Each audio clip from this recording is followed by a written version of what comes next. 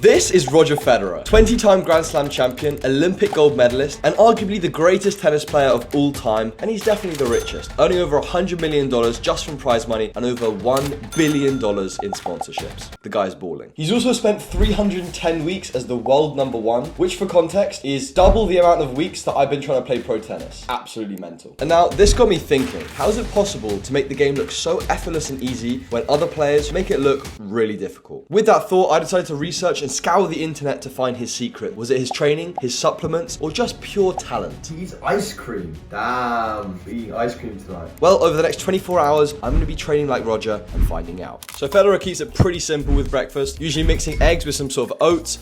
I like to kind of freestyle, add some apple, some peanut butter, other stuff like that, just to add a little bit of flavor, and he always tops it off with some cinnamon. Can't lie, that actually is pretty good. Which was looking banging. Cinnamon, so good. Right, so all in all, after deleting these eggs, Federer actually has a very similar breakfast to mine. Well, actually, it's identical. Now, I know they said he has toast sometimes. I know they said he has raisins and stuff. I've kind of freestyled, but this is pretty much what I'm having right now on a day-to-day basis, which is very ideal. When we did Djokovic's daily routine, that was not fun. However, Federer does say that he has a shot of apple cider vinegar. So I'm gonna eat this and try that out. But Federer does drink one drink, which I was so happy when I read it, which Novak didn't. So we're gonna find that out in a sec. Here it is. This is more for proof purposes that I actually did this. Looks a little bit dodgy. There's no way he drinks this. That's worse than Novak's routine. Blech.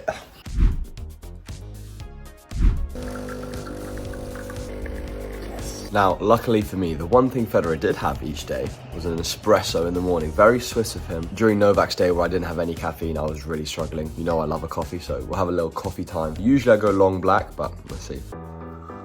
It's pretty strong. I haven't had that bitter taste in a while, but that's pretty good. A strong 8.2 out of 10. And now with this caffeine, it's ready to play some tennis. So we're going to use just this half clip. You're going to run through to the net, through the tram lines, track along the baseline, and each time you get back to me, we've got a different activity. Okay? I'm just jogging. A very light jog. Off you go. I can do that. So Federer used to do a lot of these warm-ups, not just to get the heart rate going, but also to get the eyes and the brain going. You're going to stand here. Yeah. One ball. Catch me, goes. A lot of these drills really worked on the coordination element, and they were actually a lot harder than they looked, but Federer still made them look easy. Bounce. Bounce. Bounce. That. There you go. So very important, if you want a good session, not just to warm up your footwork, but actually to get the eyes and the brain working as well. Let me just say, the coordination of Ashley to be feeding is very impressive. I can't lie. Bounce, bounce, bounce, bounce, la, boom. Ready position here, get low and athletic. I'm going to throw you this curl, you go, oh, not mate. Oh, yeah. Hey, good. Yeah, good. Yeah, two. Last one, get low. Oh, well done, lad. You're in a heart rate monitor, right? I am. We'll see what it gets to. Oh no. The bounce, pop, pop, pop, pop, pop. Good. Good. Last one, no one. See it shake. Good. Yeah, good side. Good. Jog. Stand in the centre, the cones. Right here. Yeah. Check out the colours.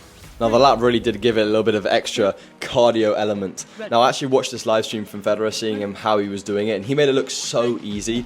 It actually wasn't, especially on the grass, because it really tested my movement, and I had to stay super locked in. This drill is actually especially hard for the brain, not just the body. If I tilt my racket here, so drop you to the yellow, drop you to the blue, deep to the red, deep to the green. So I'm going cross. Ready?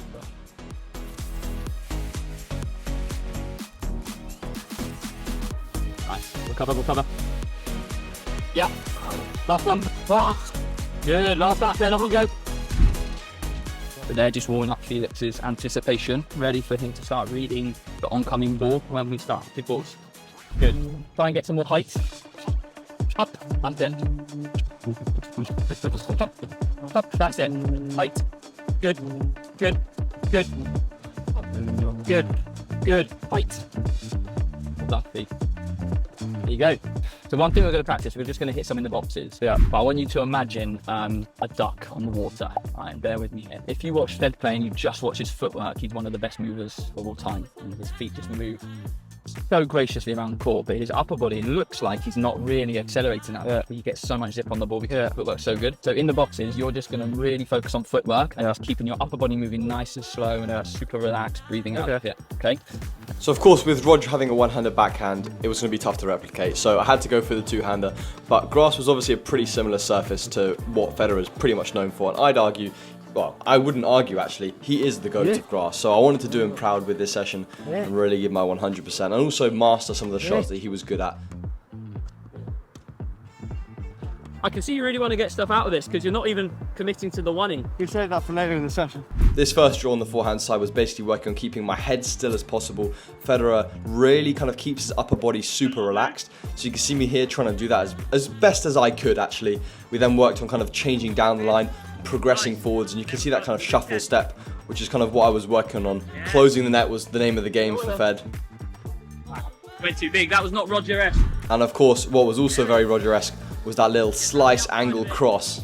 Why does no one give me this in a match? Which I wasn't actually too bad at. He really comes across the ball, which is what I was trying to get, and I can kind of see it. Drop a comment whether you can.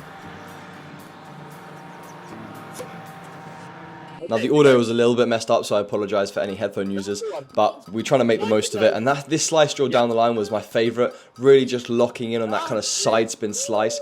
And here, just bringing it into a couple of practice points where Ashley seemed to be the one turning into Roger. Yes. Yeah! Just.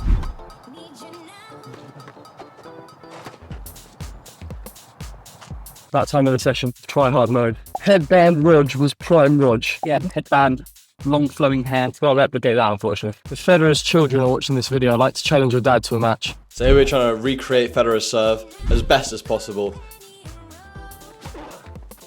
It seemed to be a lot harder than I actually thought. Drop a comment whether you think Ash or I was better. Right, so with Ashley having given me that lesson, I think it's time we put some of that into practice. About time you gave me a lesson. Tie break to 10. Rules are we have to try and imitate Roger as much as possible. And we're going to both play one-handed and see what we can take from it. And hopefully, maybe on one of the points, we can resemble what Federer would have felt for like a 5-hour match. Let's see how it goes. Let's do it. Cool, vamos. So, tie break to 10, me versus Ashley. Beautiful camera angle, loving the grass court. Now, obviously wanted to get in an absolute joke of a one-handed backhand in here somewhere, and obviously come forward to the net as much as possible. I was going to be serving platform. I've actually considered switching to platform, so let me know what you think in the description, whether you think it's worth making the change. I've been considering it, so maybe I'd listen to some of your guys' opinions.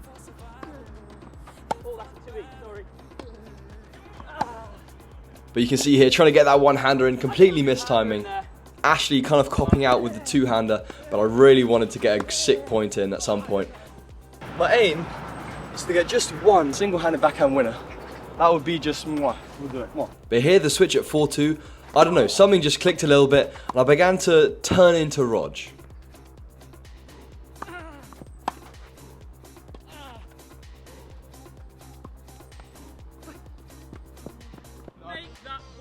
Doesn't want it. And possibly the best one-handed winner of my life. And that gave me so much confidence for these next points, whipping up the drop shot, more Alcaraz-esque, and can it get more Roger than a tweener winner down the line. Check out that clip on Instagram to actually see the tweener. I'll leave a link in the description. Go follow me on there. But a little cheeky slide here at 8-3. Little volley down the line, trying to catch Ash off guard. He misses the ball long, and we got some match points. Ash coming in with the sabre. Me being super relaxed on that volley. Ashley going short, trying to get the little angle. Can't quite do it. And a clean ace tee to finish. Now after that session, wanted to make sure that I got onto the recovery. Federer would always prioritise stretching and foam rolling, as well as getting in the ice bath to really help that recovery. So for lunch, we've got this this poke bowl. I guess Federer's played in Japan, so he must love some sushi. Absolutely starving after that session with Ashley. I also think, with Federer being Swiss, he's going to love a little bit of sparkling water. I know it might be an Italian water brand, but with that being said, in Swiss, like very elegant, you know, sparkling water, a bit more expensive, you know, so that's why we shelled out for the nice sparkling water. But if you guys follow my Snapchat, you'll know I love a good sparkling water, so go add me on there as well. Let's smash this down. Looks so good. To be fair, Federer probably would be able to afford like a restaurant. But with that being said, we are not working on the same budget. Please subscribe, help us get there. Banging. could eat like this every day. Federer is also sponsored by Rolex. So if there are any subscribers out there who feel very, very generous, they really want to support these videos, make them more realistic, and you're willing to donate a Rolex, I'll more than happily accept it. A little gym session coming up, so yeah, hope you're excited about that. So apparently each day Federer also likes to take a nap. I've heard that Cristiano Ronaldo and some of the other athletes do it. I like to take a nap, but usually I'm pretty busy, so I just kind of power through. But I'm going to be taking, I guess, a 30-minute nap, see how refreshed I feel afterwards, and yeah, enjoy myself.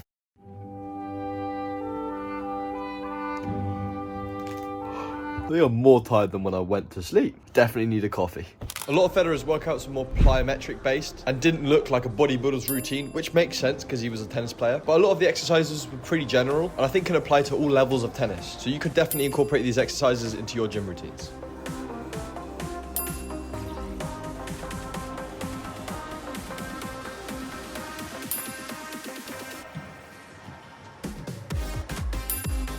A lot of the drills that Federer does here in the gym, a lot of like plyometric work, strengthening obviously as well, but it's very tennis specific, which is why he didn't look like an Alcaraz or a bodybuilder really. He also had massive forearms, so I'm going to do some forearm exercises, try and get as jacked as him. He also had massive calves, so we're going to be doing some calf exercises.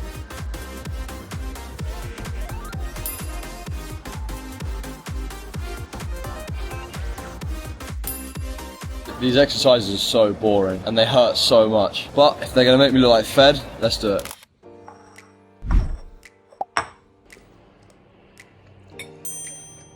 So we didn't have any at home, so I came to get some Lindor chocolate, Swiss chocolate, I guess that's what Roger eats, and we also got some ice cream, which we're gonna be trying back at home. I'll do a little taste test for the chocolate right now. When I say I haven't had chocolate in about 2 months, oh, it's so good. That's a joke. Gonna be absolutely deleting this thing and then heading home, have some of the ice cream. That's what I'm really looking forward to. Mini cheat meal for Fed every evening. I love it. So we're back home, we've got the ice cream. For those of you that are in the comments that are already calling me fat for eating the whole thing, I'm not. I'm just gonna try a little bit of it. I'm going for the healthy option as well. 360 calories for the whole tub, so don't worry. Oh, that's unbelievable. I'm jealous of Roger Federer. Billions in the bank, eating ice cream every night. Drop in the comments who you guys want me to copy the day of next.